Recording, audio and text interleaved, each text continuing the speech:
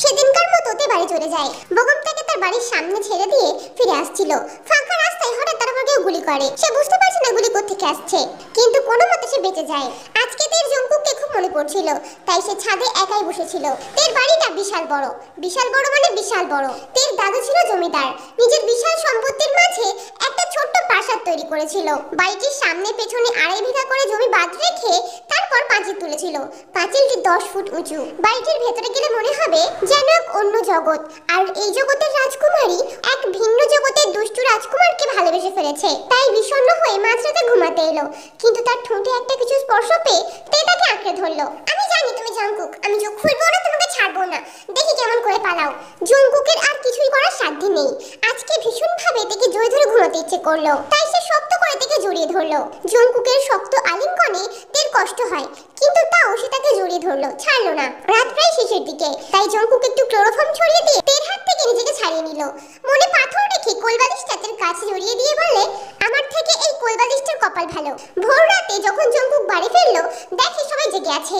কি সমস্যা? কিছু হয়েছে? সমস্যা তো হয়েছে। বেগম আর কাই কে লিডার বুঝতে পারছি না। বোঝার কি দরকার, যে কোনো একজনকে মেরে দাও। তুই কি পাগল নাকি? তাহলে ওরা তেকে মেরে ফেলবে মানেটা আবার কি? আমরা তের ক্লোজ, কাই বেগমের সঙ্গেও তের ভালো সম্পর্ক রয়েছে। যদি এখন ওরা তের ক্ষতি করে দেয়, তাহলে তুই তো আবার বিধবা হয়ে যাবি। না না, দরকার নেই। তুই তো সাবধান করে দে না। ও আমার কথা শুনলে তো? হ্যাঁ, তুই ওকে গিয়ে বলে দে তুই কল্পনা না বাস্তব। না, ধ্যাত, আমার শরম লাগে। ঢং দেখো, রাতে গিয়ে চুমু খেয়ে আসতে পারে, গিয়ে বলতে পারে না। তের কিছু হবে না, আমি ওকে সবসময় চোখে চোখে রাখবো।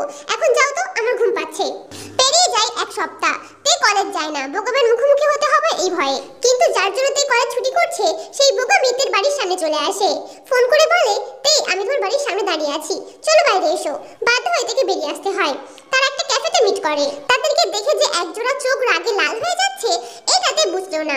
তাকে শিকার করার আশায় এক নেকড়ে যে নাওয়া খাওয়া ছেড়েছে, এটা ওতে বুঝলো না। কথা বলতে বলতে সন্ধ্যা হয়ে যায়।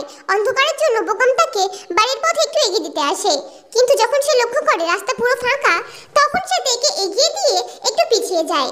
যখন ব্যাপারটা তে বুঝতে পারে, সে পেছনে তাকায়, দেখে বেগম একটা রুমালে ক্লোরোফর্ম ঢালছে। আশঙ্কা বুঝতে পেরে তে দৌড় লাগায়, তবুও বেগম তাকে ধরে ফেলে। নাকে রুমালটা চেপে ধরতে তে বুদ্ধি করে নিঃশ্বাস নেয় না, নেতিয়ে পড়ে অজ্ঞান হওয়ার অভিনয় করে। তখনই কেউ একজন একটা বড়সড় ডান্ডা নিয়ে বেগমের মাথায় মারে।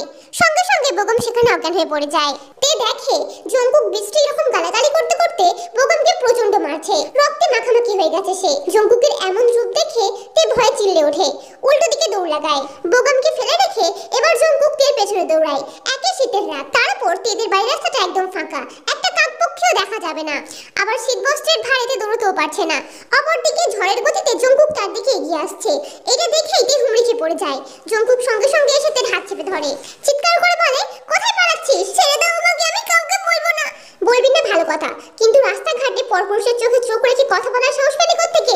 দেখো আমার ভুল হয়েছে, আমি আর চালাবো না, আমাকে মেরো না প্লিজ। চুপ! তে এবার হাংমাং করে কান্না শুরু করে দেয়। জঙ্কুক আহ্লাদ করে বলে, এই সুন্দরী, সিনিয়র বলে ভাব নিচ্ছ বুঝি? তে হতভম্বের মতো জঙ্কুকের মুখের দিকে চেয়ে আছে। ওয়েব সিরিজের সাইকোরা খুন করার আগে এমন সুন্দর করে কথা বলে ভেবে এতে চিৎকার করে কেঁদে দেয়। জঙ্কুক বিরক্ত হয়ে তের গলা চেপে ধরে, চুপ কর বলছি, নাহলে কিন্তু তুলে আছাড় দেবো। তে আবার কান্না করে, আমার ভাগের জিনিস অন্য কাউকে দিচ্ছে, আর কিছু বললেই কান্না পাচ্ছে। এই, তুই আমার জিনিস অন্য কাউকে দিবি?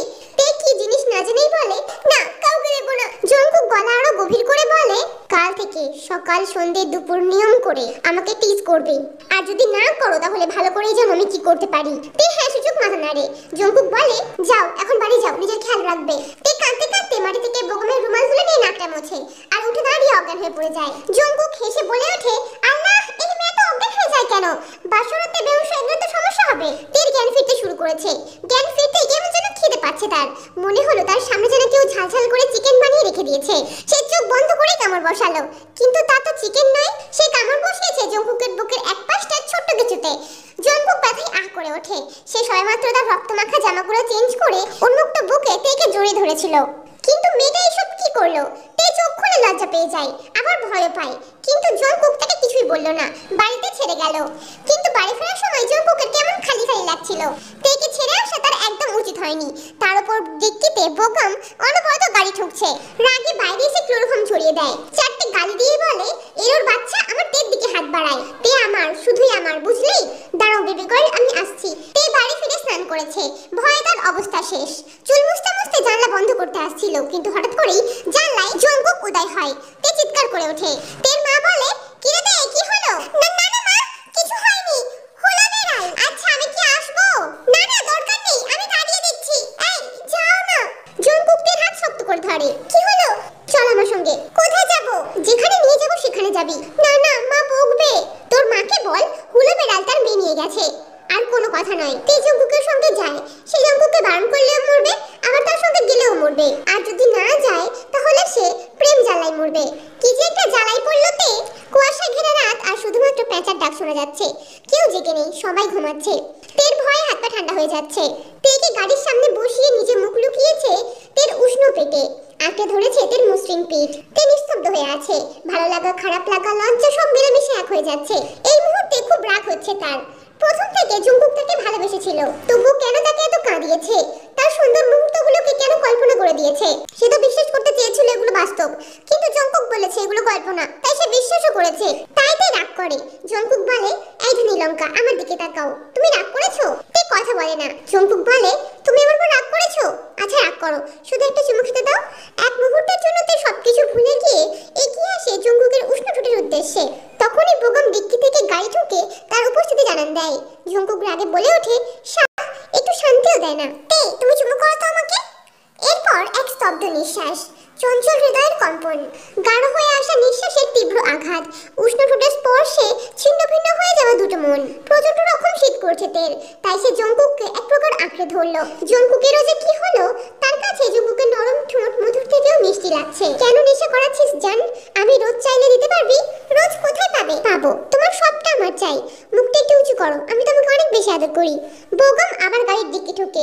জঙ্কুক এবার প্রচন্ড বিরক্ত হয়। সে গিয়ে বোগমের চুলের মুঠি ধরে ঠুকে দেয়, কিন্তু ডিক্কি আর বন্ধ করে না। ফিরে এসে তের চুলগুলোকে ঘেটে দিয়ে বলে, কি গো, আদর করবো বললাম না? তে ভয় সিটিয়ে যায়, তবু আলতো চুম্বন করে তাকে।